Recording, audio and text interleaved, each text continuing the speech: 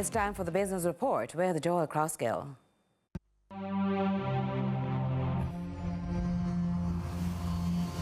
Lots to share with you in the business report today. It has been said that the road to development is the development of roads. However, from the perspective of Enrique Peñalosa, urban development and transportation expert, who is this year's guest speaker at the fascinating Facey Lecture Series, that may not ring true based on his experiences in the transformation of Bogotá, Colombia, into a multi-modal transportation mecca whilst he was mayor. And that may align with the Jamaican capital's own ambition to seek harmony through construction and position Kingston as the preeminent urban space of the Caribbean. More and more people can work from anywhere.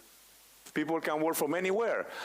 And then how are we going to compete? How are we going to attract those people who can choose where to live?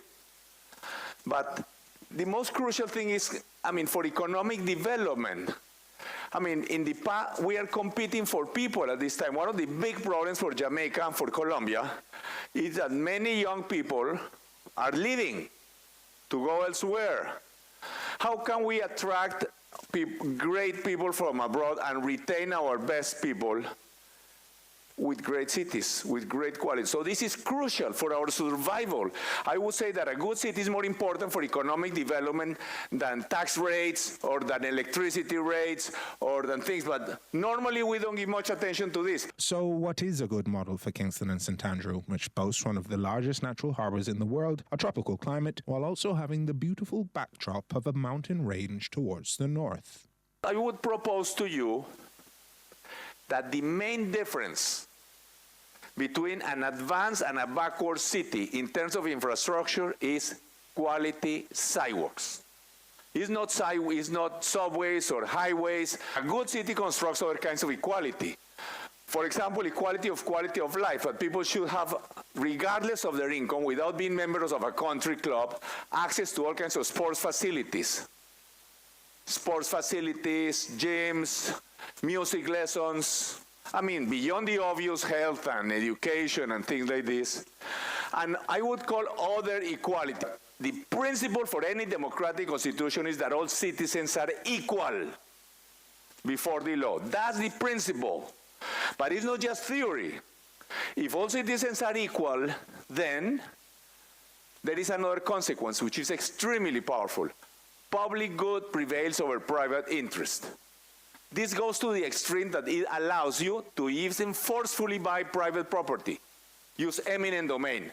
And this is not communism. They do it in the United States all the time. Now, while the rapid development of spaces like downtown Kingston may be desired, many Jamaicans will be aware of the unique socio-political history of the space, which may make it challenging to contemplate. However, Mr. Peñalosa, unencumbered by that knowledge, suggests a shared vision should be established and that time becomes an asset towards that ambition. So you will excuse me if I say some sacrilegious things, For example, if you have this road and you demolish a bunch of houses here and put the highway here, the highway here, put the houses, the buildings behind,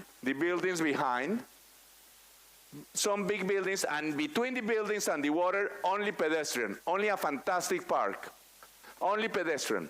And then you put 15-story high buildings. For the people who live there, they are going to make the business of their lives. They're going to make a lot of money. Because now they have one house, they will have 2 apartments that will cost 3 times what they have now.